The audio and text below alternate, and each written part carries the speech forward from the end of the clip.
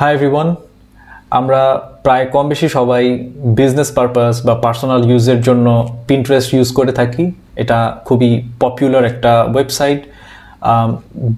Pinterest ইউজের ক্ষেত্রে আমরা প্রায় লক্ষ্য করেছি যে যখন আমরা পার্সোনাল ওয়েবসাইট থেকে বিজনেস অ্যাকাউন্টে আপগ্রেড করি আমাদের অ্যাকাউন্টটাকে, তখন ক্লেম ইয়োর ওয়েবসাইট নামে একটা অপশন আছে, যেটা নিয়ে আমরা প্রায় অনেকেই দ্বিধাদ্বন্দ্বে থাকি বা ক্লেম করতে ভয় পাই বা চিন্তা করি এটা কিভাবে আসলে ক্লেম করব বা আদৌ কোনো দরকার আছে কিনা।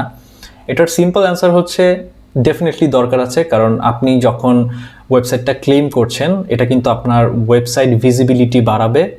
আপনি যখন পিন্টারেস্টে অ্যাড চালাবেন তখন আপনি হেল্প পাবেন এবং আপনি ওয়েবসাইটের কন্টেন্ট এবং অ্যানালিটিক্সটা আপনি খুব ইজিলি ট্র্যাক করতে পারবেন। সো ব্র্যান্ড ভিজিবিলিটির জন্য, যেহেতু আপনি বিজনেস পারপাজেই ইউজ করছেন বিজনেস অ্যাকাউন্টটা পিন্টারেস্টের, সুতরাং আপনাকে এই ওয়েবসাইটটা আসলেই ক্লেম করা জরুরি, যেহেতু আমাদের প্রায় সবারই ওয়েবসাইটে বিজনেসের জন্য একটা ডেডিকেটেড ওয়েবসাইটস থাকে। সো কেন আমরা এটা ক্লেম করব না? সো আপনি এখন স্ক্রিনে যেটা দেখতে পাচ্ছেন এটা মূলত এসেছে আমরা যখন আমাদের ওয়েবসাইট, আমাদের পিন্টারেস্ট পার্সোনাল অ্যাকাউন্টটাকে বিজনেস অ্যাকাউন্টে কনভার্ট করেছি, তখন এই ইন্টারফেসটা চলে এসেছে, where would you like to start. আমরা এখানে শেয়ার আইডিয়াসেও ক্লিক করছি না, শোকেজ ইউর ব্র্যান্ডসেও ক্লিক করছি না, আমরা ক্লিক করব ক্লেম ইউর ওয়েবসাইটে, যেহেতু আমাদের ফোকাস মেইনলি আমাদের ওয়েবসাইটটাকে পিন্টারেস্টের সাথে লিঙ্ক করানো। সুতরাং আমরা এখন ক্লেম ইউর ওয়েবসাইটে ক্লিক করে নেক্সটে ক্লিক করলাম। এখন আপনি একটা ড্যাশবোর্ড দেখতে পাচ্ছেন যেখানে বলা আছে লিঙ্ক টু পিন্টারেস্ট।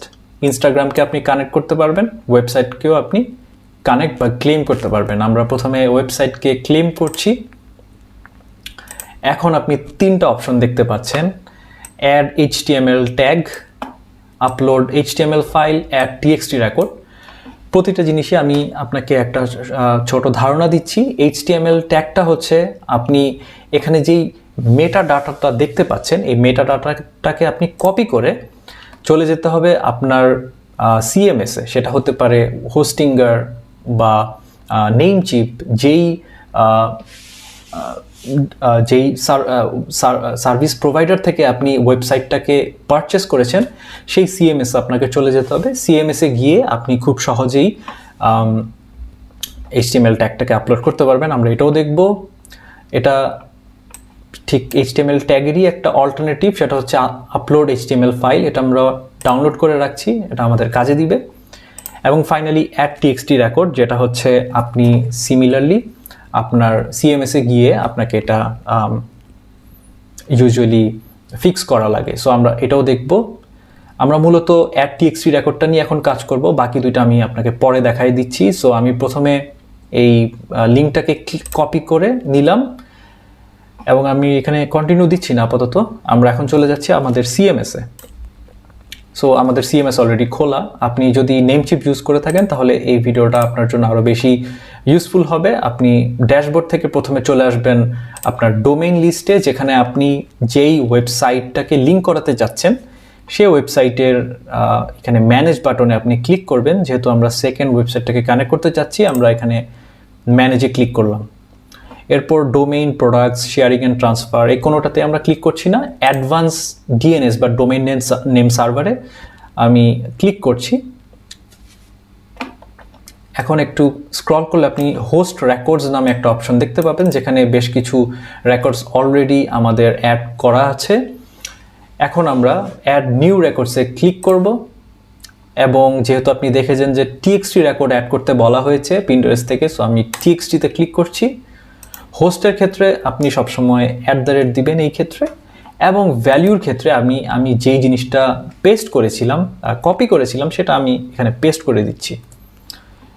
এবং এটা TTL যেটা, এটা অটোমেটিকই থাকবে। সো আমি এটা অটোমেটিক রেখে সেভ চেঞ্জেসে ক্লিক করছি। এটা আপডেট হতে মূলত একদম ইনস্ট্যান্ট মোমেন্ট থেকে 60 মিনিট বা এর বেশিও লাগতে পারে। ইউজুয়ালি এটা ইনস্ট্যান্টলি হয়ে যাওয়ার কথা। সো আমরা এখন যেহেতু ভেরিফাই করার প্রসেস ডান করে ফেলেছি, এখন আমরা দেখব যে পিন্টারেস্ট আসলে কি বলে, পিন্টারেস্ট আসলে আমাদের এই বিষয়টাকে ক্লেম করছে কিনা, আমাদের এটা সম্পন্ন হয়েছে কিনা সেটা আমরা দেখব। এবং এর আগে আমরা HTML ট্যাগটাকে এখানে কপি করে নিচ্ছি, এটা আমাদের পরবর্তীতে কাজে দিবে। এটা আমরা এক কাজ করি, এক জায়গায় এটা টুকে রাখছি। এখন যদি আমরা কন্টিনিউতে ক্লিক করি তাহলে দেখবেন আপনি ভেরিফাই নামে একটা অপশন আসছে। আমরা আমাদের ওয়েবসাইটটাকে এখানে লিখে দিব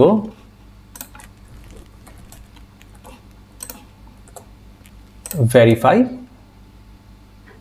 আমরা আবারও চেষ্টা করছি, আমরা আবার চেষ্টা করে দেখছি যে ওয়েবসাইটটা কেন হলো না। রাইট, এখন আপনি দেখতে পাচ্ছেন যে ওয়েবসাইটটা কিন্তু কানেক্টেড হয়ে গেছে। সুতরাং আমাদের কাজ কিন্তু অলরেডি শেষ।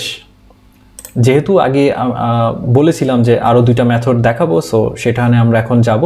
বাট এর আগে দেখুন আপনি ওয়েবসাইটটা এখানে কিন্তু আনক্লেম বাটন লেখা, তার মানে এটা অলরেডি ভেরিফাইড হয়ে গেছে। আপনি চাইলে আবার ক্লিক করে এখানে আনক্লেম করতে পারবেন, যেটা আমাদের এখন করার দরকার নেই। সো আমরা এখন দেখছি যে কিভাবে আমাদের যে আগের 2টো প্রসেস ছিল, HTML ট্যাগ এবং HTML ফাইল আপলোড করার যে প্রক্রিয়া, সেই 2টা জিনিস আমরা দেখব। আমরা প্রথমে এজন্য আমাদের যেতে হবে হচ্ছে আমাদের CMS ফাইলে। সেক্ষেত্রে আমাদের CMS হচ্ছে ওয়ার্ডপ্রেসে যাওয়ার পরে আমরা এখন চলে যাব অ্যাপিয়ারেন্স থেকে থিম ফাইল এডিটর, যেখানে আমরা আমাদের HTML ট্যাগটাকে পেস্ট করব। এখানে আপনি অনেকগুলো ফাইল দেখতে পারবেন, এটা নিয়ে ঘাবড়ানোর কিছু নাই। আপনাকে খুঁজে বের করতে হবে হচ্ছে header.php ফাইল। আমরা একটু সার্চ করলে এখানেই পেয়ে যাব থিম হেডার বা header.php ফাইল। এখানে আমরা ক্লিক করছি। ক্লিক করার পরে আপনি চলে যাবেন হেডে। আপনি এখানে হেড দেখতে পাচ্ছেন। সো আপনি হেডের আগে এখানে স্পেস দিয়ে আপনি যদি আপনার আমরা যেই লিঙ্কটা কপি করেছিলাম, ফর এক্সাম্পল এখানে আমাদের এই লিঙ্কটা কপি করা, এটা যদি আমরা পেস্ট করে দেই এবং যদি আপডেট ফাইলে ক্লিক করি তাহলেও কিন্তু আমাদের ভেরিফিকেশনটা ডান হয়ে যাবে। আমরা এখানে আপডেট ফাইলে দিচ্ছি না, কারণ আমরা অলরেডি TXT রেকর্ডের মাধ্যমে আমাদের সার্ভিস প্রোভাইডার থেকে বা নেম চিপ থেকে আমরা অলরেডি এটাকে ভেরিফাই করে নিয়েছি, যার কারণে আমরা এটা দিচ্ছি না। সো এটা গেল হচ্ছে সেকেন্ড প্রসেস।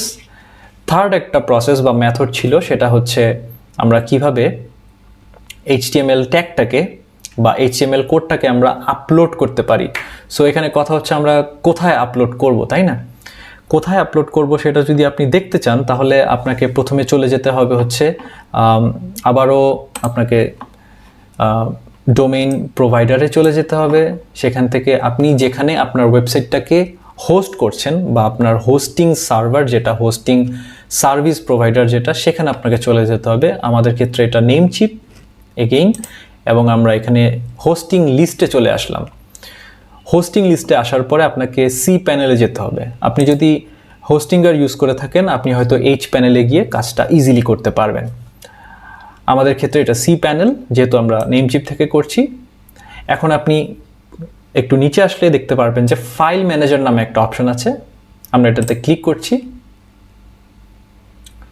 কিছুটা সময় নেবে, দেন আপনি একটা ইন্টারফেস দেখতে পারবেন এরকম। এখান থেকে আপনাকে বের করতে হবে পাবলিক HTML। সেক্ষেত্রে আমাদের ফাইল হচ্ছে এটা। পাবলিক HTML ফাইলের ভেতর গিয়ে আপনি দেখতে পাচ্ছেন প্রায় সব বাটনগুলো হচ্ছে গ্রে করা আছে, তবে আপলোড বাটনটা এখনও ওপেন আছে। আপলোড বাটনে ক্লিক করে আপনি যদি সিলেক্ট ফাইলে দিয়ে আপনার কাঙ্ক্ষিত ওয়েবসাইটটাকে এখানে পেস্ট করে দেন, আপনার HTML কোডটাকে, দেন আপনি যখন ডান করবেন এভাবে আপনি ভেরিফাই করতে পারবেন। সুতরাং আমরা জেনে গেলাম যে 3টা প্রসেস, যেটার মধ্যে একটা আমরা অলরেডি করে দেখিয়েছি, TXT রেকর্ডস, যেভাবে আমরা TXT রেকর্ডের মাধ্যমে যেভাবে আমরা ক্লেম করি ওয়েবসাইটটাকে, এটা আমরা দেখেছি। এর পাশাপাশি দেখেছি যে কিভাবে HTML ট্যাগটাকে আমরা আমাদের CMS এর মধ্যে বা ওয়ার্ডপ্রেসের মধ্যে কিভাবে পেস্ট করতে পারি, এবং এর পাশাপাশি দেখেছি যে আমরা কিভাবে ডোমেন প্রোভাইডার বা হোস্টিং প্রোভাইডারে আমরা কিভাবে আমাদের HTML কোডটাকে আপলোড করে সেটাকে ভেরিফাই করতে পারা যায়, সেটা আমরা দেখেছি। সো আজকের ভিডিও এতটুকুই ছিল। Thank you everyone for watching.